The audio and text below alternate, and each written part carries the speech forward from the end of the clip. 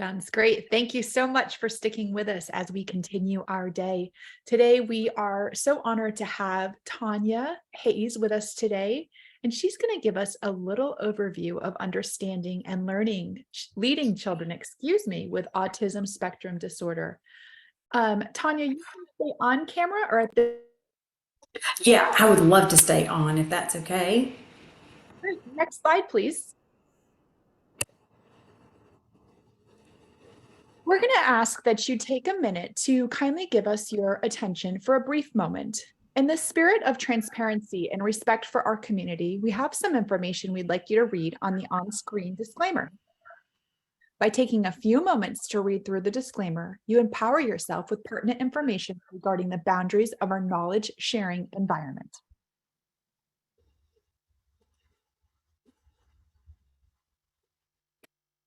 Next slide, please. Take a moment to read through this slide also. Then together we'll embark upon these exciting sessions while we push boundaries and leave an indelible mark on the ever-evolving landscape of early childhood education knowledge. Tonya, without further ado, the floor is yours. Hi, thank you so much. I'm excited to be here to share with you. I'm Tonya Hayes from South Carolina. I work for Sprout Pediatrics, and I also do a lot of training for early childhood professionals in the nation, and one of my specialties is autism spectrum disorder. And for many years I worked in a school district where 60% of the caseload I served was on the spectrum. And so for a number of years, I kind of honed my skills with articulation and sensory and all those things. And I just began to feel kind of a nudging to go back and get on the floor and get them before they got school, so I could be there for those parents and early childhood workers that were working with these little ones before they came to school to kind of promote best outcomes. And so I just want to start today with some basic information about autism that I think will help kind of reset your thinking, and just want to kind of get into a little bit about autism and how we can support our children in your classroom, whether you're a child care worker or you're in an early childhood setting with in a school system, or maybe you're even an in-home child care provider. All of this information is super beneficial to us all. And I will be honest, as I teach it over and over, different things jump out at me, and it really does help me as well. So the first and foremost thing that I want you to kind of be mindful of, autism spectrum is a developmental disorder, and it affects behavior and communication. And when I do this class in person, I always have my participants do this with me. It affects what? Behavior and communication. So if you could, just right where you are, put your hand out and do that with me, because when the body is moving, the brain is learning. And so I want you to do that with me. So autism spectrum disorder is a developmental disorder that affects what? Behavior and communication. Those are the two hallmark qualities that we will see in any person who has autism. And while autism can be diagnosed at any age, generally speaking, those symptoms or characteristics were apparent in the first 2 years of life, which makes it that developmental disorder. Now, oftentimes parents will miss those little cues, or professionals will miss those little characteristics initially. But then, when they're 3, when they're 4, and they get that diagnosis and we start talking about it, they'll go, yeah, you're right. They used to be really picky about how the stuffed animals were on the bed, or how they liked their food on their plate, or what have you. So again, 1 or 2 little peculiar characteristics, not anything to worry about, but you'll see as we keep talking how important more and more of those little idiosyncrasies become in helping us know that a child might be on the spectrum. So just a quick little history lesson. The DSM is the Diagnostic statistician manual that is used by doctors, psychiatrists, all the professionals that do the diagnosing. I do not ever diagnose a child with autism. And while I would consider myself to be very, very in tune with if a child is on the spectrum, I would never seek to say your child has autism, because I would leave that up to the testing and all of the results. But it's important to note that in 1952, when the first manual came out, there was no autism classification. In 1968, autism was classified under schizophrenia. So we see that there's a little evolution that occurs through the years. In the DSM-3, 1980, infantile autism was listed for the first time separate from schizophrenia. In 1994, we had some very improved subtypes of autism, and there were 5 different subtypes, and we're going to look at those in just a minute. And many of you will remember this when we talk about it, because if you have been working in this field and you're 45 or older, you will know, oh yeah, I remember that, we used to use that all the time. So in 1994, we really got good at figuring out kind of some specific subtypes of autism.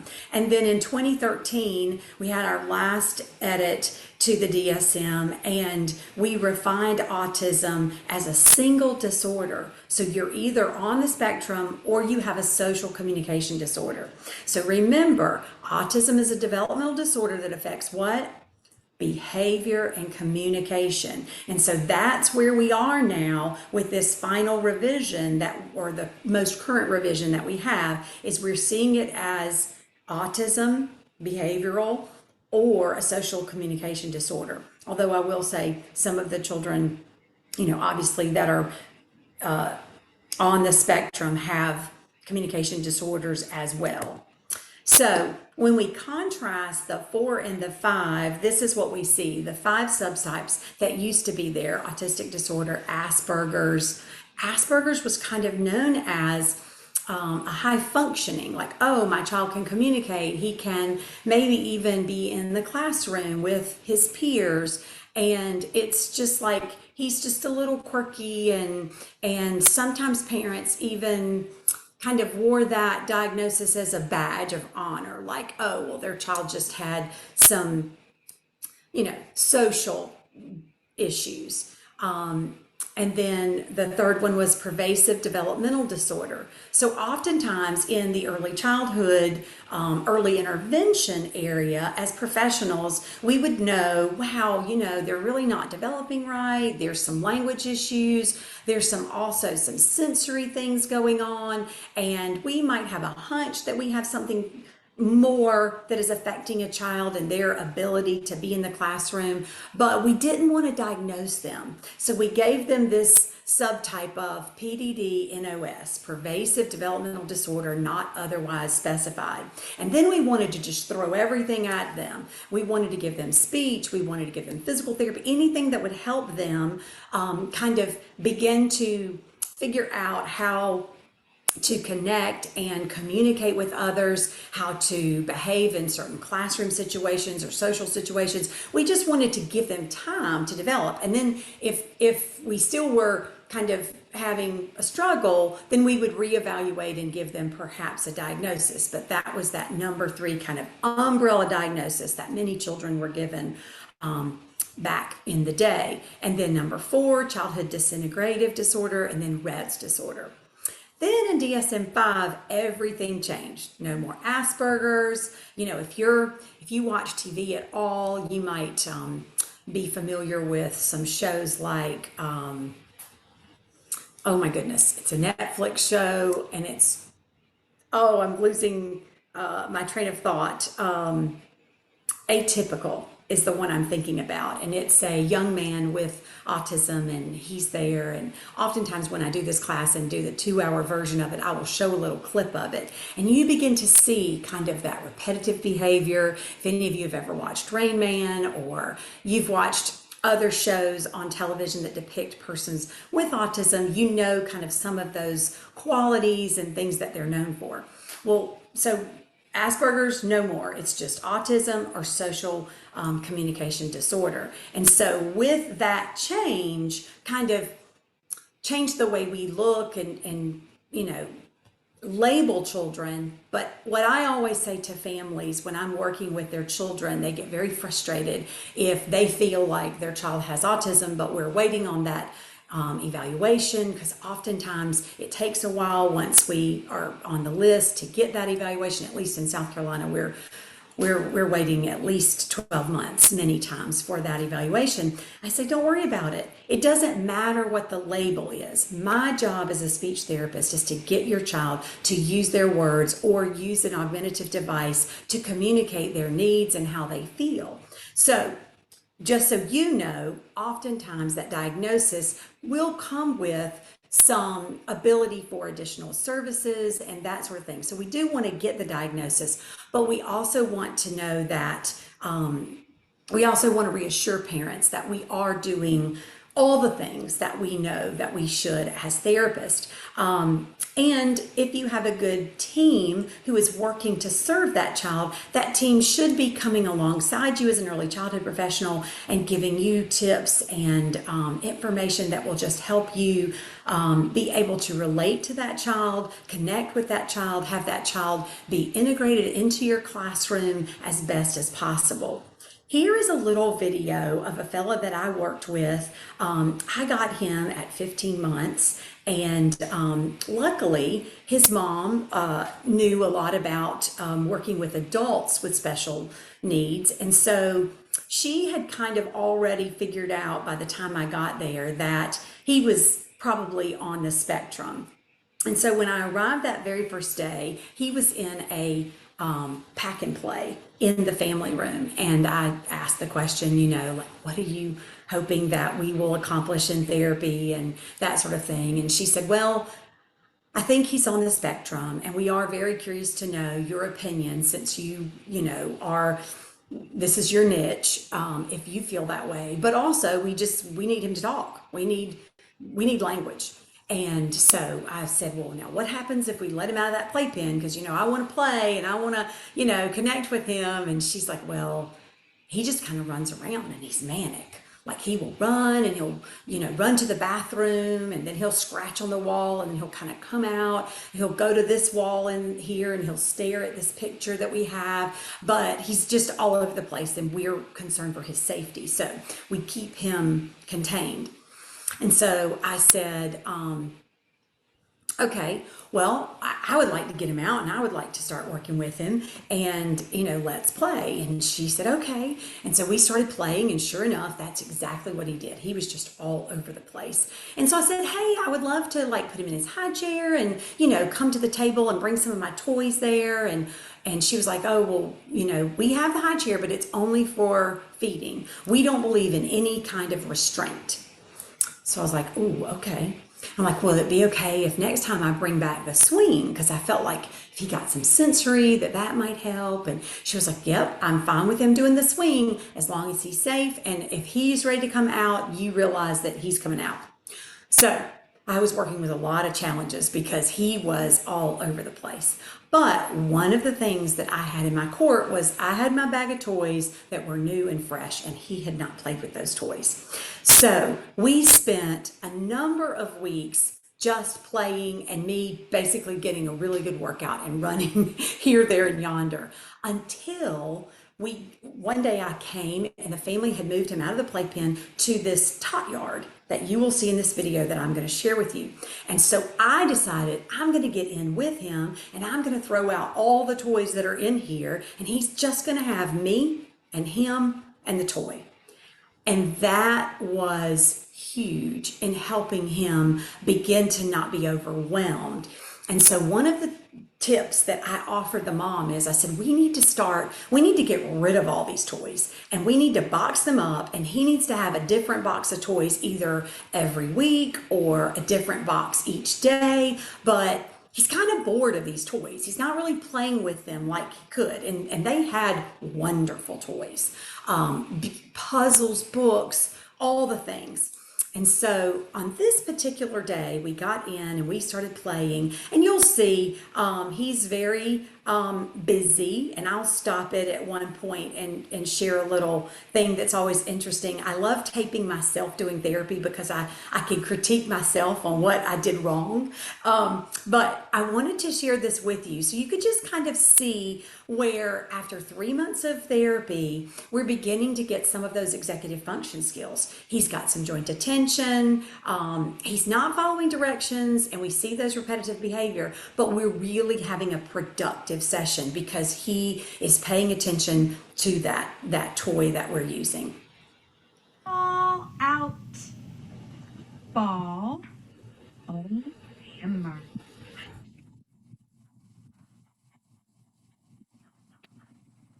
Ball. Not for your mouth. Ball. On top. Ball. Do you want to hammer? Oh, it's my turn. My turn. Okay, so there's my big goof. I'm like asking him, does he want to hammer? But then I take it back from like, oh, sight. I realize I haven't shown him how to do this toy yet. He doesn't even know how to play with it. So then I start to kind of help him understand how to play with it. Turn. My turn. Ball out. You did it. Are you going to put it on? Not for your mouth. Ball on. Okay, so just a couple of things there that I want you to kind of notice. Notice how he keeps putting that ball to his cheek and he's pressing on it. That's a sensory thing. So he's kind of craving sensory input. He's a kid with some low tone. Oftentimes we had a little chair that we would do some spinning in. We had a rocking chair, we would rock. We had lots of textured things that had different weights that we would bring in to kind of give him some of that input right before we got in to play with the toy. So some of what he's doing by mouthing that toy is sensory in nature, but I'm also trying to kind of curb that mouthing of that toy because, you know, I do take it from house to house. I try to clean the toys, but I just really would encourage him not to put it in his mouth. But many times children on the spectrum do not want to hear no. No is a trigger word for many children. So I have learned lots of ways to say no without saying no. So not for your mouth. So I'm telling him what not to do with it. And sometimes I will say, oh, we can put it on. We can hammer. Or first, we're going to put it on and hammer. Later, you can roll it. So like I do a lot of that kind of coaching with him. Oh, good job. Is it your turn? You say, my turn. My turn. Freddie, do. Look at Tonya. Look, my turn. Look, eyes on me. So what I'm trying to do is get some visual attention. My turn. You do it. My turn. Ball. That's right. It's your turn to put the ball on. Not for your mouth. Not for your mouth. Put it on. Put it on. Oh, do you need the hammer? Here you go. Hammer. Wow. Ball out. Okay, so you can see in that video how I'm signing. I'm using the sign for ball and on, and I'm wanting him to do my turn. I say at one point, I'm trying to get some visual attention. So it's very important that you realize when I say visual attention, I am not saying I want him looking at my eyes and listening intently like you might ask your best friend or your spouse if you're having a very important conversation. I just want him sort of glancing up here to see the sign that I'm doing. So when I talk about his joint attention, I'm not talking about visual eyeball to eyeball. I'm talking joint attention to the activity or the toy that we're playing with. Many children who are on the spectrum struggle to give visual attention and respond to questions or talk or what have you. So we have to be considerate of overstimulation as perceived by them. So it's super important that he's watching me sign, because again, if I can get him to sign and I can get him to imitate those signs consistently, I have functional communication. So even if he's not expressively using his words, he's functionally signing mine or ball or eat,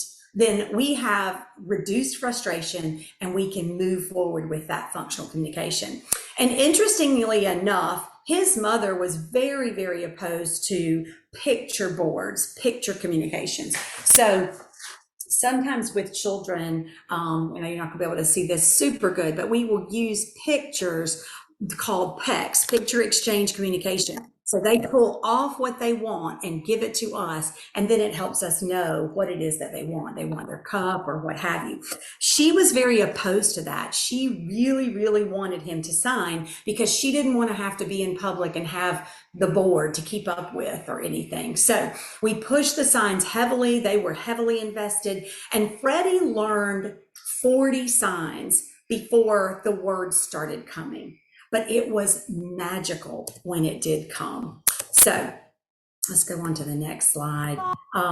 So just real quickly, I know we aren't going to break out into small groups to do this, but I'd like to show you a sign. This is the sign for turtle. So we're going to do the sign for A. You're going to lay it down with your thumb on top and then you cover it up. And that's the sign for turtle. It's probably one of my favorite signs because he's just so cute. And if he gets scared, he can come in. And if he's not scared, he comes out. And I just love using signs with early childhood professionals. Number one, because I think signing is a great way to bring language out. And I do lots of classes on signing and that sort of thing. I would love for you to check out my website and see the next class I'm leading. But the sign for turtle, when the turtle gets scared, he goes in his shell. So I want you to think for just a minute, like what really scares you about working or having a child with autism in your classroom? Take just a minute to think about what scares you. All right, so here's what I hear on a regular basis. Number one, behaviors. They can be aggressive, and that scares teachers. Number two, they can be kind of erratic, like everything's going fine and then something happens and it'll set them off and they're either getting up to be a runner and they're eloping out the door, or they're up and they're picking something up and they're moving on and it feels like it's very out of the blue. I can't tell what's coming next in that child's life. Or number three, they're not doing what all the other children are doing, so I can't measure my progress. Like I can't tell if they're learning something. So all great reasons why teachers oftentimes are very leery about, working with children who are on the spectrum. But I hope at the end of this class, you will just be so much more comfortable. If you can, for just a minute, take your device and scan this QR code. It's going to lead you to a website. And this website is straight to the MCHAT. And the MCHAT is a quick little 20-question survey that parents can do to see if their child is at risk to be on the spectrum. And so in the early intervention field, oftentimes we will get children who aren't using their words, particularly for me if I'm doing speech. And so, they could have an ear infection, they could be on the spectrum, they could have Down syndrome, they could just be a late talker. There are lots of reasons why children aren't talking at the time. And now post-COVID, we have just a slew of children that are late talkers. But the MCHAT is usually done at the pediatrician's office at 18 months or 2 years. But many times parents don't even know that the MCHAT is being done. And so what I want you to know as an early childhood professional is first that this exists. You should familiarize yourself with these questions. You should be familiar with the type of things that we're looking for when we're looking for a child who may be on the spectrum. And what I would suggest that you do also is if you have a concern, take that concern to your director, your principal, or what have you, but then maybe as just between the two of you, answer these questions as if you were looking at that child and see and it scores it. There's an electronic version on your phone, but then there's a paper version and it tells you, based on these scores, if your child is at risk or not. So I just recommend that you be familiar with that.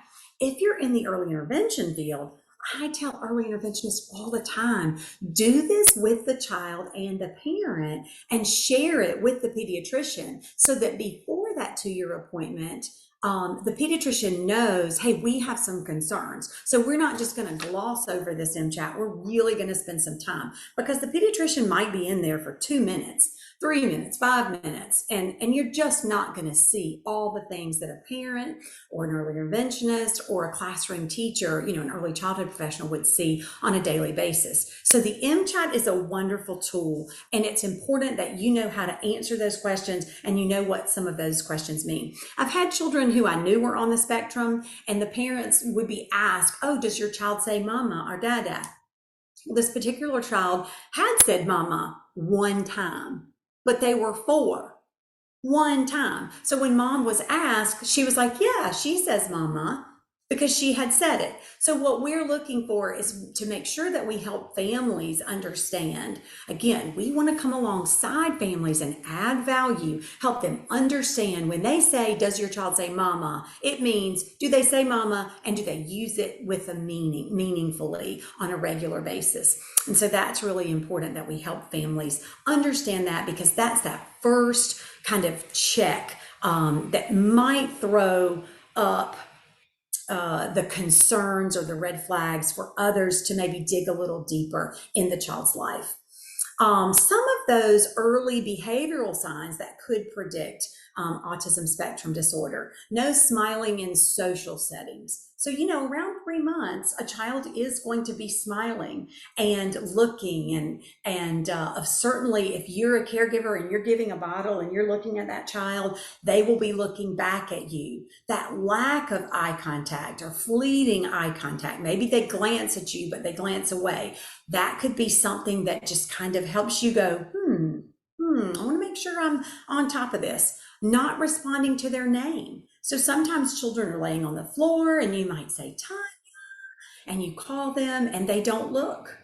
Now, let me give you a word of caution. If they don't respond to their name, they may be on the spectrum, but they also might have an ear infection. So they might not be hearing all the things, or they could be deaf or hard of hearing. So there could be more than one reason why they're not responding to their name. But consistently, children on the autism spectrum do not respond to their name. They just kind of cycle into their own little world, and they don't readily look when their name is called. They oftentimes don't have social anticipation or play peekaboo. I like to describe it as, the game of peekaboo, but you also know when you come up to a little one and you go, I'm gonna get you. I want to get you. I mean, like when I teach this class in person, I will go up to grown adults that are 40 years old and go, I'm going to get you. I want to get you. And they just start pulling, because they don't know what you're going to do. And they're kind of anticipating. But children on the spectrum, oftentimes this is one of those things that we can look at. Oh, they don't play peekaboo, and they don't really respond when I'm playing that kind of get you game. A child who is cognitively aware and wanting to relate and connect with other people in their world will play that game and play it very vigorously. I have a granddaughter, she's 19 months, and I'll hide behind the couch and I'll go on the floor, and then I'll go jump out and I'll go boom, and she will just all delight. I mean, she is so excited. And early on, I have a little video of her and my son Bryson doing peekaboo, and he was hiding his eyes, and she was probably 4 months old, and she was just laughing, and he would sit there and she would not laugh, and then he would cover his eyes, and mom was standing behind videoing it, and as soon as he covered his eyes, she would start smiling, just waiting for him to go boo. So that is another one of those little hallmarks that we can look for early on to know. Poor visual tracking. So children who can't follow across the room and do that. Early on, their visual field is very close. It's 12 to 18 months, but they can see mom when they nurse or take a bottle. And then as they get older, it's 2 feet, then 3 feet. But early on, 6 to 9 months, you will see their poor visual tracking to track around the room. Another reason why tummy time is super important for all children is because when I'm on my tummy, I'm using those neck muscles. I'm having to go left to right. My brain is having to cross hemispheres, and I'm having to track to look around to see something more interesting than the floor that's, right in my face. So that visual tracking skill is a very important one to be on the lookout for. Lack of social babbling. So children who are working and not neurodiverse, they're typically developing, will just, good guy. They can lay in their crib and just babble. All of that is very normal.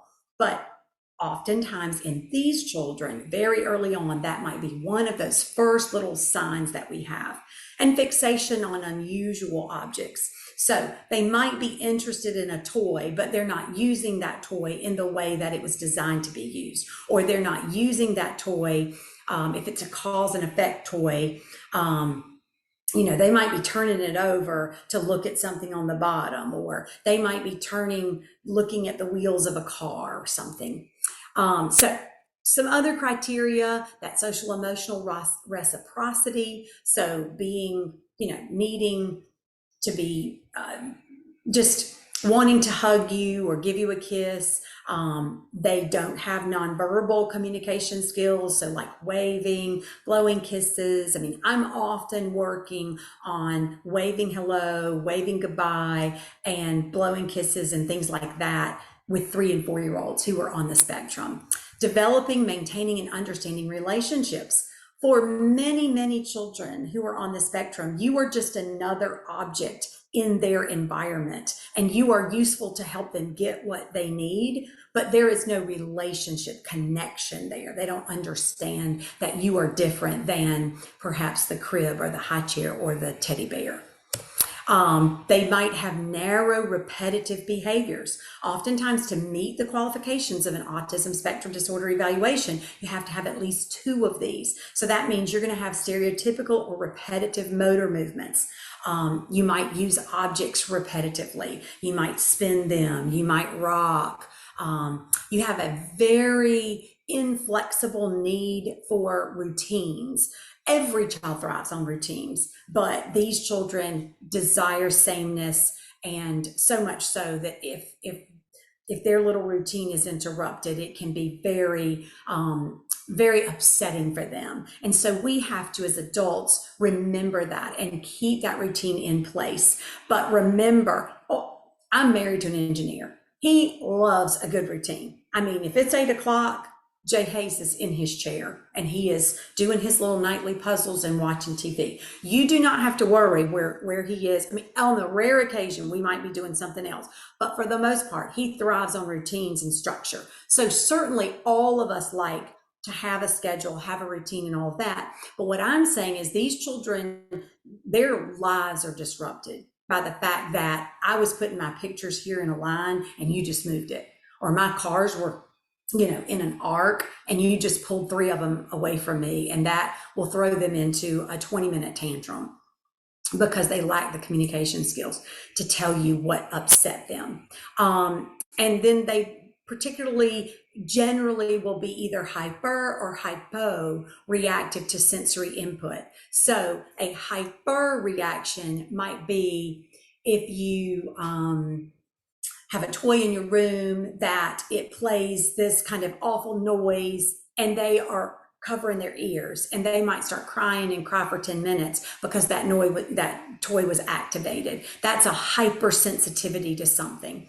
Hyporeactivity means, they could sit there and play with that ball and hammer toy that you saw on the video, and they might even hit their finger and they might just even look at it like, I felt that. Whereas another child would just scream because they don't feel sensory sensations the way, just in a typical way. They either have an over response to sensory stimuli or an under response. And so that's where our OTs come into play, and they help us understand the sensory needs and create sensory diets to help them get through the day. Symptoms have to be present in early developmental period. That means the first 2 years of life. So you're critical in that period if you are keeping children birth to two, because you're there with them oftentimes more waking hours than the parents. And then ultimately we're looking for a significant, issue in functioning in life. Like I said, we all like routines, or many of us like routines, but if your routine gets thrown off, is it going to upset your whole day because of that?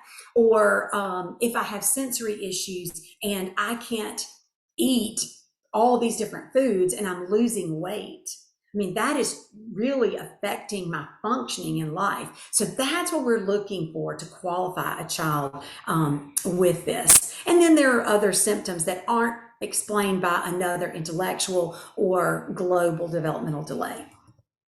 So when do you refer a child? When should you go to your director, your principal, and say, hey, I've got some real big concerns, and talk through what our next steps are? 6 months, no big smiles, warm, joyful expressions. By 9 months, we don't have any back and forth sharing of sounds or smiles or facial expressions. Again, peekaboo, I'm going to get you. Those are our go-tos, but oftentimes even just them noticing and looking at you and watching you are some of those things. By 12 months, we don't have any babbling or baby talk, or we don't have any signing or pointing to what they want or showing you a toy or waving or doing a fist bump. So we're wanting some kind of nonverbal communication back and forth. Again, that reciprocity of language. I said something and then you responded, or you said something and I responded. By 16 months, we have no spoken words. When I say no spoken words, I mean, this could be as easy as Hallianna saying S, S.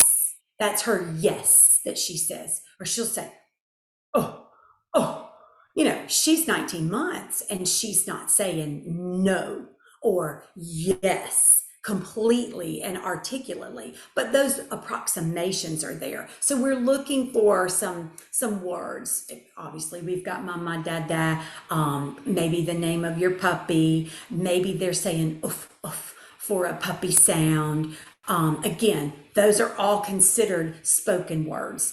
And I always give credit where credit is due. If I've got a 16-month-old and they're signing eat, they're signing again, or they're signing please, peace, peace, we get credit for signs as a spoken word because it is functional communication. So those are also things to do. By 24 months, no meaningful two-word phrases that don't involve imitating or repeating. Okay, so we may have some echolalia, but we're not looking for echolalic speech. We're looking for Miko, go out, my ball. Those are meaningful two-word expressions, and that is what we would be kind of looking for 24 months to do. I love for folks to know things that quickly help them remember, okay, what are my goals? If I'm a classroom teacher and I do have a child who's on the spectrum, whether they're diagnosed officially or not, what are my goals? What am I trying to do as a classroom teacher to help that child be successful in an inclusive environment? And I love this acronym that Carrie Ebert has given. She has a great Instagram site, but it's Know the Power of PIE, P-I-E. And so what Carrie says is we need to know the power of participation, independence, and engaging. And so what we want to be doing with any child that's in our classroom is we want to help them participate in all the things that we're doing in our classroom. If they can sit at circle time, whether it be with an assistant, helping them sit for part of the music and doing the motions or sit for part of the story, then we want to be doing what we can do to encourage that participation. If that's not possible, can we sit at the table and busy ourselves with Play-Doh and just be listening to the children do the songs and listening to the story time, but having them participate when it's time for centers, letting them choose. Maybe they want to go to puzzles. Oftentimes children on the spectrum are very good at puzzles, are very good at fine motor things. And so they like their hands to be busy. So what can we do to help them do that? And one of the things that I love to do is make sure I have lots of puzzles, because I know that that's a strength for them. But then also, perhaps in your book center, augment a book. So this is just a little 50-cent book from Goodwill, but I've made a color copy of this duck, laminated it, and I've put Velcro on it. So we'll go through this book and we'll read this book, cheese, duck. And I mean, I'm doing this with babies. I'm doing this all the way to 4-year-olds, whatever it takes. But their hands are busy because they get to pull stuff out and they make a big pile of the pictures. And then I'll go back and I'll say, oh, where's our duck? Where's that duck? And at first I might only have the duck and the ball. And then they find the duck and we're going to put it in, put it on, pat, pat, duck. I'm trying to get them to imitate actions, follow directions, whatever. But eventually I can get to where there might be 4 or 5 pictures out there. This morning I did this book with a typically developing toddler who's a late talker. And we pulled all the pictures out and there was a big pile of 20 pictures, and then he put them all back in there. So having books that are interactive are another great thing to have in your classroom for encouraging them to participate. Again, they might not be reading the book like all the other children, but they're turning the pages, they're scanning left to right, they're engaging with a picture, they're having to show you their receptive understanding of the words and the language. And that's how you as a teacher are helping them participate.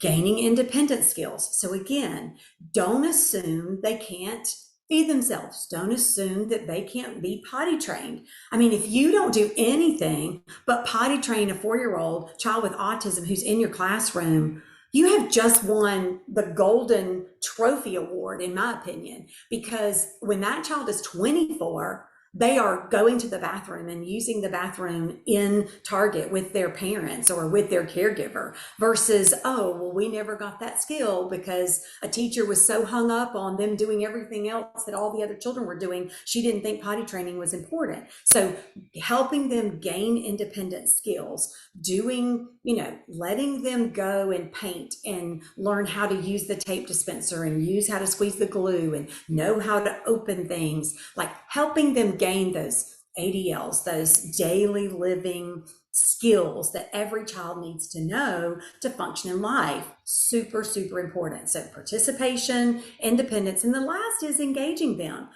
Talk to them. They might not talk back to you. They may scream at you. They may not respond like all the other children, but talk to them. Oh, it looks like you're really frustrated. Do you need some help? I can help you with the puzzle. Let me know. But, oh, it's almost time for us to clean up, maybe giving a little warning, maybe having a little visual so that they know what it is that they're supposed to do. I love this little thing that I found on, I think it was Sensory Processing 101. It's like a little thing. And I just took poker chips, and I had a little girl that I was working with after school. She would come in and she had a routine, and this little checklist helped her know what to do. So she saw her shoes, she'd put her shoe and coat away, and then she'd move a token, and then she'd empty her backpack, she'd pull. So we worked on using this visual so that she could be independent and we could talk about what it was that she was supposed to be doing next. So again, the visual might be like this for an older child, or it might be a visual that looks like this, an I feel I need board. Sprout Pediatrics has a great little website on Teachers Pay Teachers. I think it's Sprout on Your Own, but this is free. We made this available on Teachers Pay Teachers for free because we wanted to get this in the hands of early childhood teachers who needed a way for children to communicate their feelings. I feel, I need. And I use this a lot with my social emotional classes that I do that are pyramid based. But again, this is how I feel, and now what do I need? And for that child in your classroom who has some sensory needs, here are some different options. I want to rock, I want to play with the ball, I need to do the Play-Doh, I might need to go to the bathroom, I might need the pillow cave, whatever it is. We just want to make sure we're engaging with them, and pictures are super important.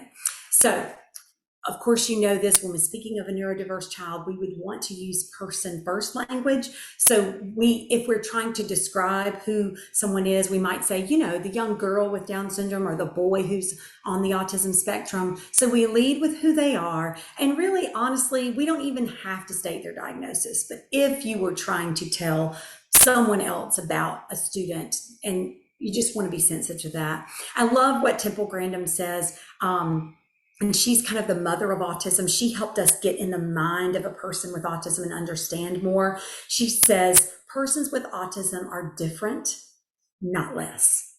So they don't think and act like us, but thank goodness they don't think and act like us, because they are inventing and doing things that we never could have imagined.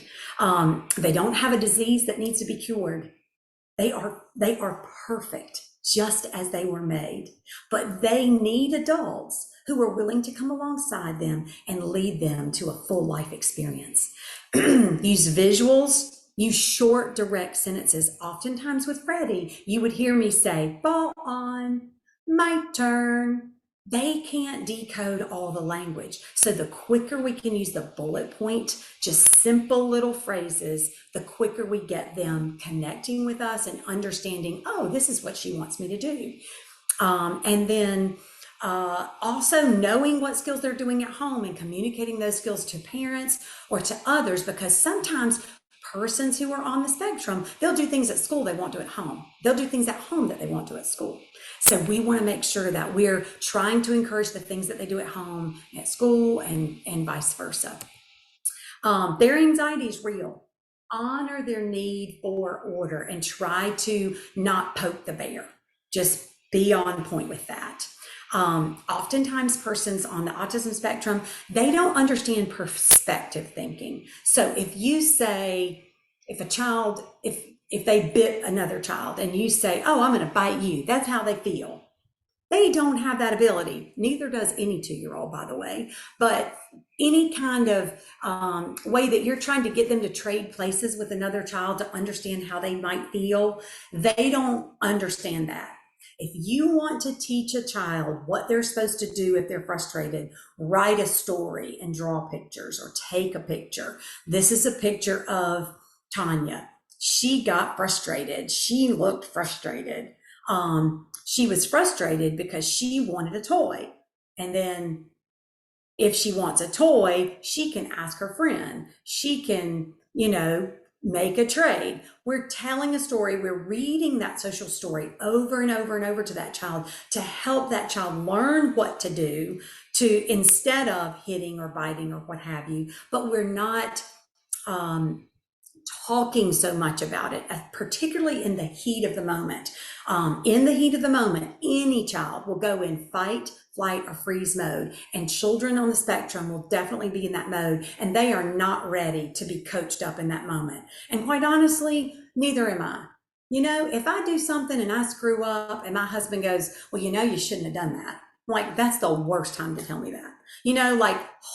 Just wait until the moment has subsided and then circle back around and say, you might next time think about such and such, because we all get frustrated. And so we want to use social stories. If you want to know more about social stories, go on Google Pyramid Model and you will pull up their website, go to resources. You can search social stories. They have some wonderful social stories for any classroom, but in particular, it will give you an example of what a social story looks like.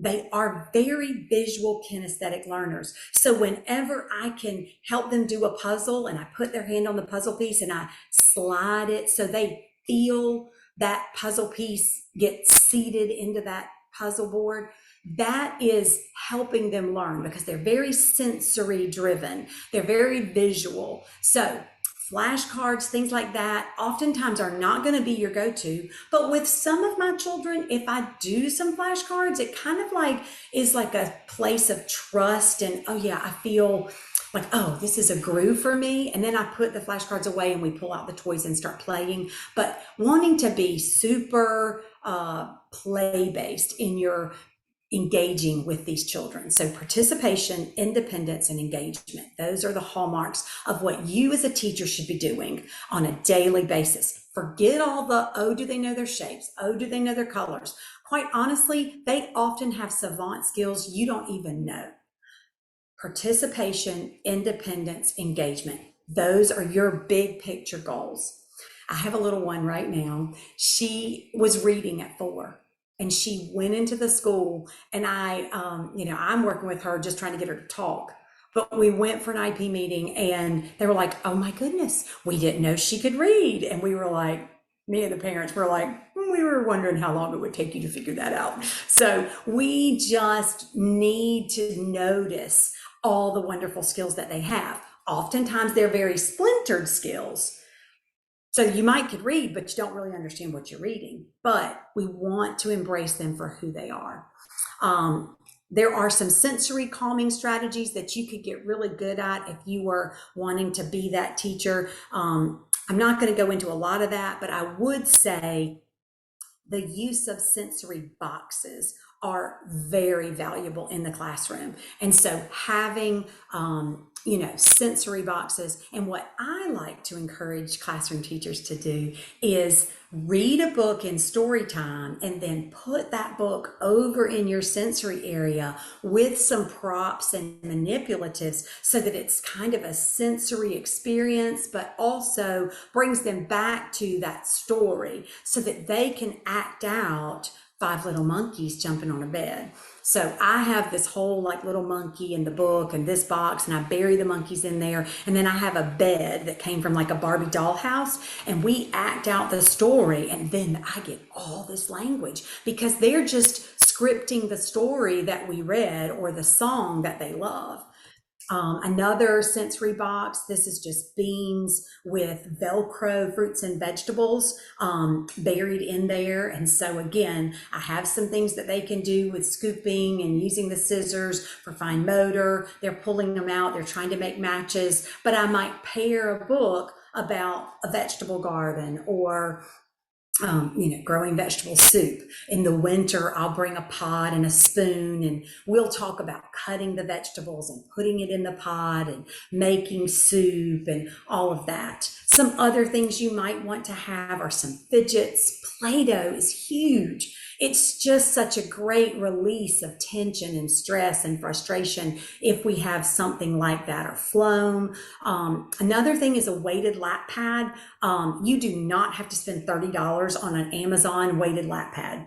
Take a placemat that you get at Walmart for $2, fold it in half, sew the bottom and the side, fill it with a 2-pound bag of rice, and then sew up the top, and you have a weighted lap pad. And that might help them be more successful at sitting at your circle time for just 3 minutes or 5 minutes. Again, whatever we can do to encourage participation, independence, and engagement, that's what we're after. Everybody doesn't have to have all these sensory boxes. If you're in a school, trade sensory boxes. You have it one week, I have it the next, and we trade and share. So I want to end there, but I want to end with one more sign. The sign for butterfly, you take your hands, so you want palms facing you, spread your fingers, cross your hands, lock your thumbs, and this is the sign for butterfly. And we know that butterflies are kind of that symbol of a metamorphosis. So how have we changed during the last hour of this class? What have we learned? What are we implementing that as soon as school starts, or implementing that Monday morning? I'm gonna go on that website and download that or this. Take just a minute. I'd love for you to think of just one thing you've learned or one thing you know now that will help you as an early childhood professional.